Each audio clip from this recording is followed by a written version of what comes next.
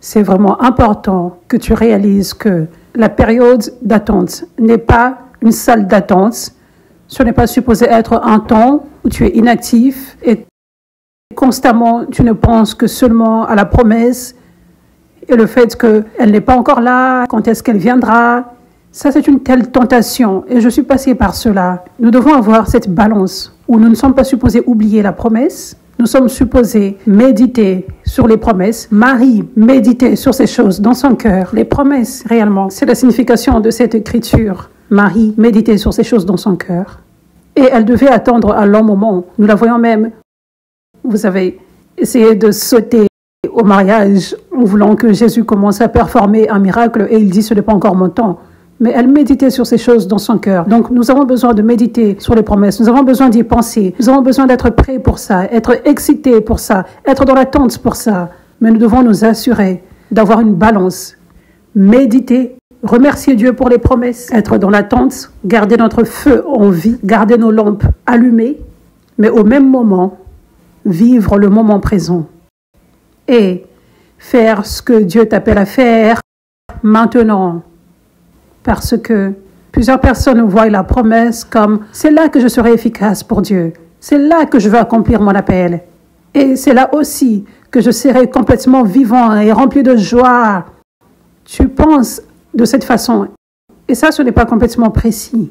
Oui, toutes ces choses sont vraies, mais ça ne signifie pas que maintenant, tu n'accomplis pas ton appel. Je pense à ma vie, mon trajet. Quand j'avais reçu la prophétie sur ma vie, que j'étais appelée à être une apôtre, à toucher les nations, mon père spirituel, prophète Jordavi, il prophétisait d'autres choses, que mon réveil serait grand.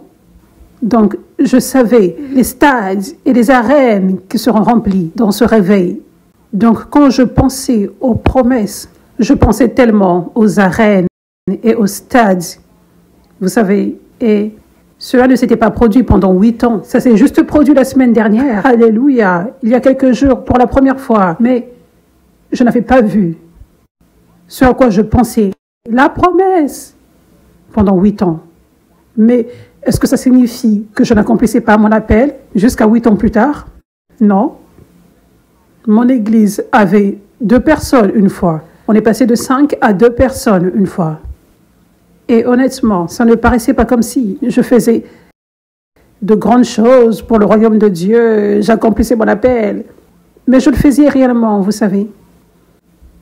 Dieu abandonne les 99 pour suivre un seul. Donc cela signifie que une personne porte tellement de valeur dans le royaume. Donc même si ce que tu fais pour Dieu, c'est aimer une personne, aimer de tout ton cœur ton enfant dont tu prends soin, c'est aimer une personne que Dieu te demande d'aimer, servir, être une lumière pour cette personne dans cette saison. Quelqu'un dans ton lieu de travail, je ne veux même pas dire que tu as à passer une tonne de temps avec cette personne, mais quelqu'un sur ton lieu de travail. Dieu a mis en lumière cette personne. Cette personne, je t'appelle à réellement faire briller ta lumière devant elle, parce que cette personne est mûre pour la moisson. Elle est ouverte, vous savez. Ça, c'est si puissant et si significatif. Je pense à mon père spirituel.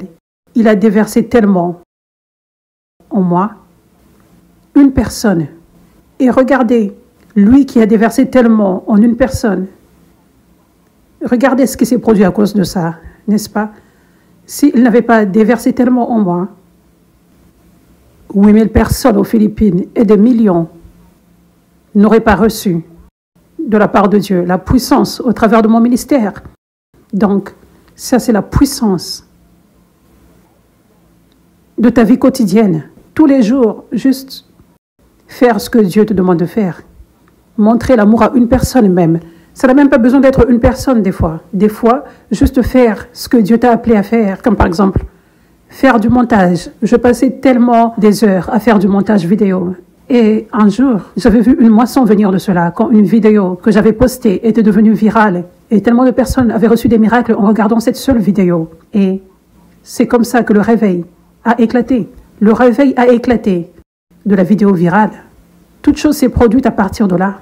Mais Avant cela, c'était des années où je faisais du montage vidéo et des années où Dieu construisait des dons en moi et de la capacité à faire du montage, la capacité à être créative pour que je sois en mesure de créer cette vidéo. Donc, il y a des gens qui aident à l'église 5F, par exemple, pour le montage. Et en faisant cela, ça a soulagé ma charge, ça a retiré des heures par jour que je passais à faire cela. Maintenant, je peux faire plus de choses pour le royaume. Donc, c'est cet effet domino. Donc, quelqu'un peut penser, oh, je ne fais pas assez, je ne peux pas attendre jusqu'à ce que la promesse vienne. Je suis juste là, sur l'ordinateur, vous savez. Tu n'as pas l'impression de faire beaucoup. Mais c'est cet effet domino incroyable.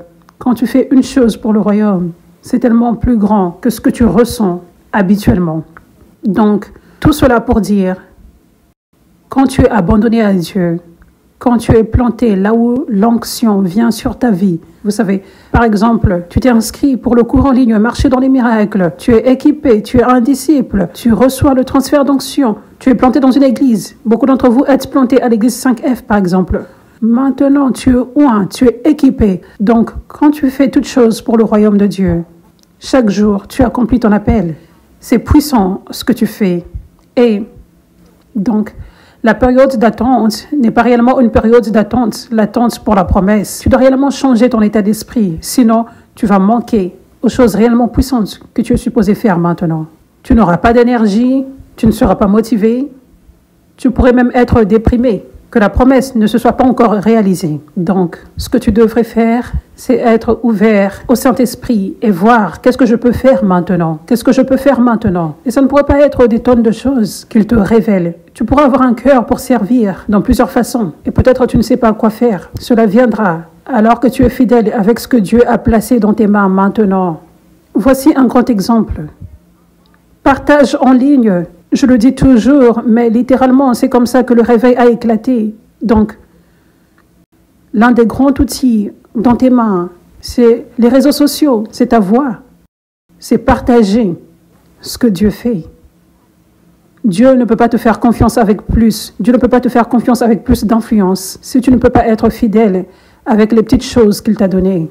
Des choses simples et faciles. Partager ton témoignage et le faire avec tes meilleures capacités. Utiliser la plateforme que tu as. Vous savez, donc, ça c'est mon encouragement. Quoi faire dans l'attente? Renouvelle tes pensées. Ce n'est pas une attente. Premièrement, j'accomplis mon appel maintenant. Il y aura plus d'accomplissement de la promesse dans le futur, oui. Mais je ne regarde pas ceci comme une salle d'attente. Je regarde chaque journée comme une journée vraiment puissante, importante, où je peux avoir de l'impact, où je vais accomplir mon appel. Et sois sensible à la voix du Saint-Esprit qui te parle. Comment tu peux être utilisé puissamment par lui en ce jour.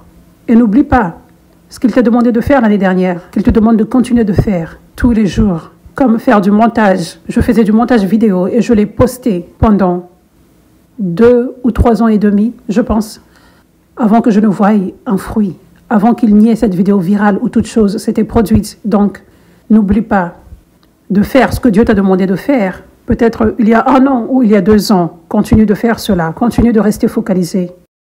Amen.